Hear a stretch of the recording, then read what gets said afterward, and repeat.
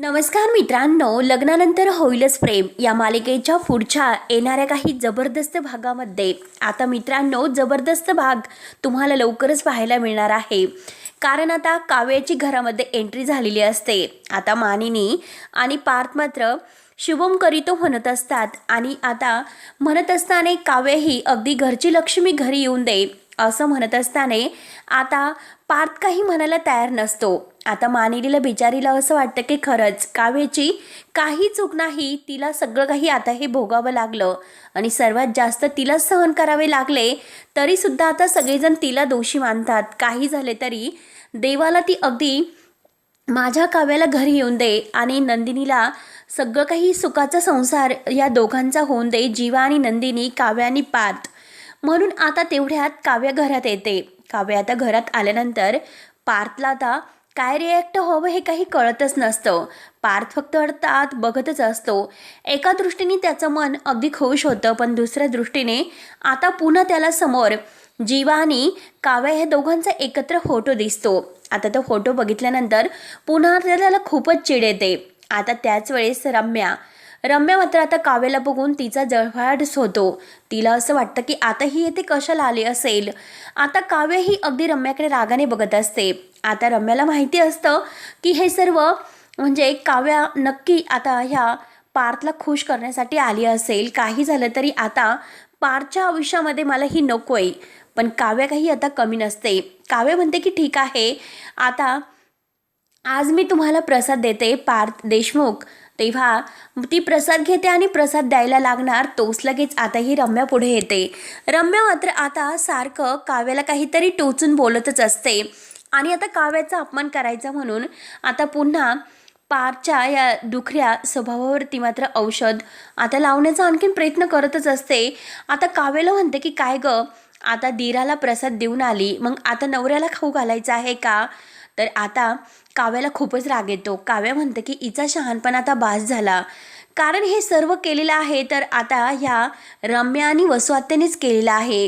कारण जीवा आणि काव्याचा अगोदर फोन झालेला असतो, त्यानुसारच मात्र काव्य आता इकडे आलेली असते आणि जीवा मात्र आता तिकडे नंदिनीच्या घरी जाणार असतो. आता मात्र काव्याने सगळ्यांच्या समोर आता हिची चांगली गचंडी धरलेली असते. मानिनीला तर माहितीच असतं की किती काही झालं तरी आता हे सर्व ह्या रम्या आणि वसु आत्याचाच खेळ आहे. काही झालं तरी आता बरं झालं माझी काव्य परत घरात आली. आता मात्र या दोघींना वठणीवर आणेल तर काव्याच आणि पार्थचं मन आता खरंच अगदी खुश करेल. लवकरात लवकर माझी काव्य मात्र आता पार्थचं मन जिंकूनच घेईल. म्हणून मानिनीला खूपच आनंद झालेला असतो. मानिनी आता प्रत्येक गोष्टीत काव्याची साथ देत असते. त्यानंतर आता जीवा मात्र आपल्या रूममध्ये रडत असतो. आता पार्थ आपल्या रूममध्ये निघून जातो. तो काही काव्याकडे बघत नाही, परंतु आता रम्याला चांगलं जिरवली. रम्याला म्हणलेली असते की हे बघ रम्या, तू परत माझ्या देशमुखला त्रास देण्याचा जर प्रयत्न केला तर मी तुझं दुसरं लग्न लगेच म्हणजे लग्न लावून देईल. आता रम्या घाबरलेली असते कारण तिची बोलती आता काव्या घरात आल्यानंतर बंदच होते. म्हणून ती आता पार्थच्या जवळ जाण्याचा आणखीन प्रयत्न करत असते. पार्थ आता सगळ्यांच्या समोर तिला म्हणतो की हे बघ रम्या, बाजूला राहा, मला एकट्याला राहून दे, माझ्याजवळ येऊ नकोस. रम्याचा आता म्हणजे काव्याने अपमान केलेला असतो आणि पार्थने अपमान केलेला असतो. त्यानंतर आता काव्य ही मानिनीकडे किचनमध्ये येते. मानिनी आता काव्याशी व्यवस्थित बोलत असते. आता ती काव्याला म्हणते की हे बघ, पार्थचं मन तर तुला जिंकायचं आहे काव्या, परंतु हे बघ आता जे काही झालं ते झालं, यात तुझी आणि जीवाची काही चूक नाही. परंतु आता हे संसार सुरळीत करण्यासाठी आता तुम्हाला साथ द्यावी लागेल. जीवा आणि तुला एकत्र येऊन मात्र आता ह्या दोघांचं जे दुखलेलं मन आहे ते मात्र आता तुम्हाला खुश करावं लागेल आणि तरच आता हे संसार वाचतील. तेव्हा आता मानिनीची काव्याला साथ भेटते. आता आपल्या सासूची साथ भेटल्यानंतर आता काव्या खूपच खुश होते. त्यानंतर आता मानिनी तिला जीवाच्या रूममध्ये घेऊन येते कारण जीवाची अवस्था खूप बिकट असते. रात्रंदिवस आता सारखा जीवा हा रडत असतो. आता जीवाला कसं तयार करायचं हे मात्र आता काव्याच्या हातात असते. म्हणून काव्या म्हणते की हे बघा जीवा, अजिबात रडायचं नाही तर लढायचं. आपल्या हक्कासाठी, आपल्या प्रेमासाठी आपण लढायचं.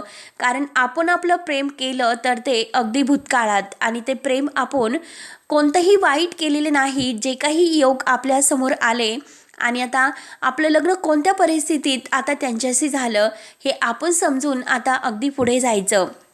आपण आपल्यावर ज्याच्यावर आता प्रेम करत होतो त्या आपल्या साथीदारांना आपण जिंकायचं. काही झालं तरी नंदिनी ताईचा विश्वास तुम्हाला परत मिळवायचा आहे आणि ह्या काव्याची तुम्हाला साथ असेल. आता मात्र जीवा, काव्या, मानिनी हे तिघं मिळून आता त्यांनी एक मिशन सुरू केलेलं असतं की काही झालं तरी नंदिनी आणि पार्थ यांचं हारलेलं मन जिंकायचं आहे. जे दुखावलेलं आहे तर त्यांना खुश करायचं. आणि जीवा, तुला माहितीच आहे कारस्थान करणारे व्यक्ती कोण आहेत. आता याचे पुरावे आपल्याला शोधायचे आहे आणि त्या दोघींना आता लवकरात लवकर घराच्या बाहेर काढायचं आहे. त्यामुळे जीवा, आता मी या घरात परत आले, मग तुला आता नंदिनी ताईसाठी आता तिकडे बाबांच्या घरी परत जावं लागेल. नंदिनी ताईचं मन जिंकून तुला आता इकडे तिला घेऊन यावं लागेल. तुला माहितीच आहे की जीवा काय करायचं आणि हे आपलं मिशन असेल. तेव्हा आता काव्य आणि जीवा एकत्र येतात, ते पण अगदी चांगल्या नात्याने, एक मित्र म्हणून आणि एक दीर आणि भाऊजाई असं नातं त्यांच्यामध्ये आता सुरू होतं. आणि काही झालं तरी आता तुला तर माहितीच आहे, अरे जीवा तिकडे गेल्यानंतर मी काय प्रकार घडला होता.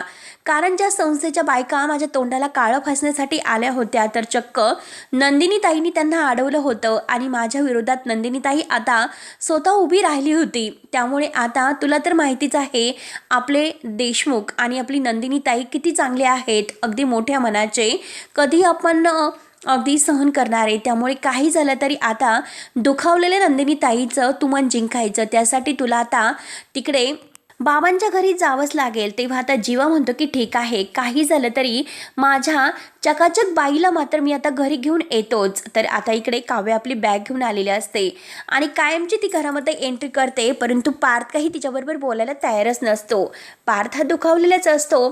तेव्हा आता ती म्हणते की देशमुख, आहो माझा भोका आणि तुमची मांजर घरात आलेली आहे, मग तुम्ही असेच रुसून बसणार का. देशमुख, आहो असं रुसायचं नसतं, आता बोक्याला कसं खुश करायचं मला चांगलंच जमतं. म्हणून ती आता पार्थला हसवण्याचा प्रयत्न करत असते. त्यानंतर आता जीवा इकडे बॅग घेतो आणि चक्क नंदिनीच्या घरी येतो. नंदिनी दरवाजा उघडते आणि आता तेवढ्यात नंदिनी दरवाजा उघडल्यानंतर जीवाला पाहते आणि जीवाला म्हणते की कशाला तुम्ही येथे आलात. म्हणून आता ती दरवाजा बंद करायला सुरुवात करते. जीवा म्हणतो की काय चकाचक बाई, आपल्या पसाऱ्यावाल्या जीवाला तू घरात नाही घेणार का. आणि तो तिच्या अंगावर बॅग फेकतो. हा पसाऱ्यावाला तुला लवकरच आता आपल्या घरी खुश करून न्यायला आलेला आहे. तुझ्याशिवाय मी नाही जगू शकत, मला तुझ्याशिवाय एकही दिवस तेथे त्या घरात अगदी घालवता येत नाही. मला तुझ्या हातचं जेवण हवं आहे. आणि हे बघ नंदिनी, मी तुला न्यायला आलो.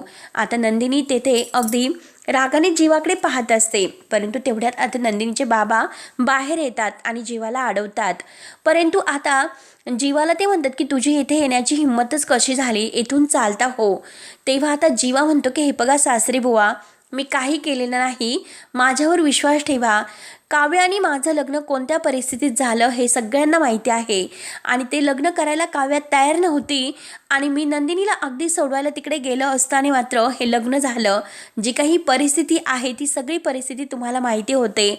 आणि त्याच वेळेस मात्र आता नंदिनीची आई शारदा पुढे येते आणि शारदा मात्र आता विक्रमला अडवते आणि म्हणते की हे बघा, काही झालं तरी जीवाची काही चूक नाही, जीवाला अडवायचं नाही. जीवा त्याच्या हक्कासाठी येथे आला आणि हे बघ जीवा, काही झालं तरी आता या घरात हे तुमचं सासर आहे आणि सासरच्या घरात जावयाचा अपमान तुम्ही कसं करू शकतात. तेव्हा आता शारदा ही प्रेमाने जीवाला आत बोलावते आणि जीवाला अगदी चहापाणी वगैरे नाश्ता सगळं काही करून आता राहायला रूम देते आणि जीवा तुम्ही येथेच राहायचं. नंदिनी म्हणते की आई तुझं काय सुरू आहे.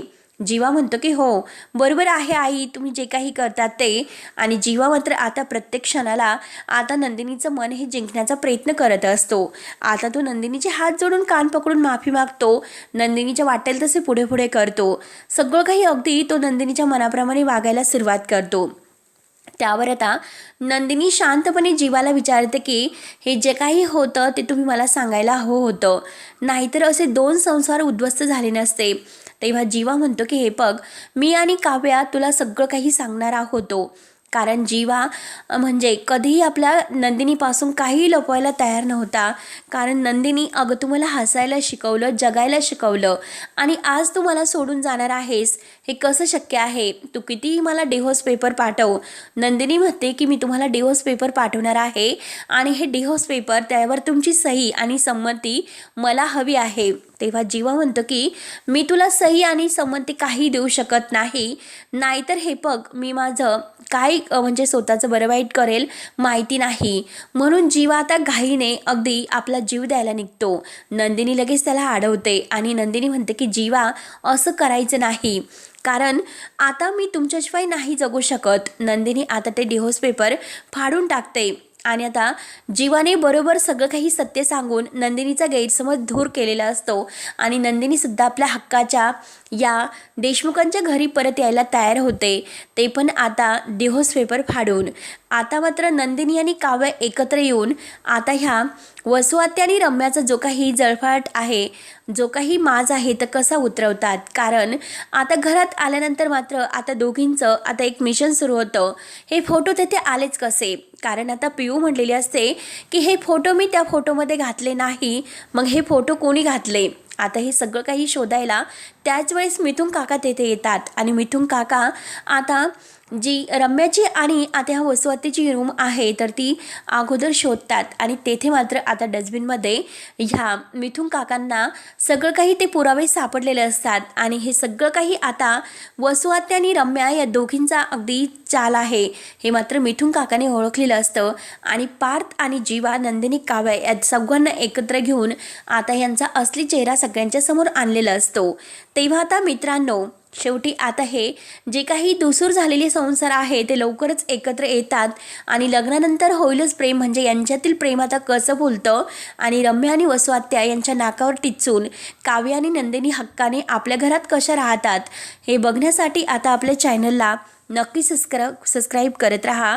आणि मित्रांनो शेवटी व्हिडिओ शेवटपर्यंत नक्की बघत राहा आणि आपल्या चॅनलला सबस्क्राईब करण्यासाठी मात्र विसरू नका.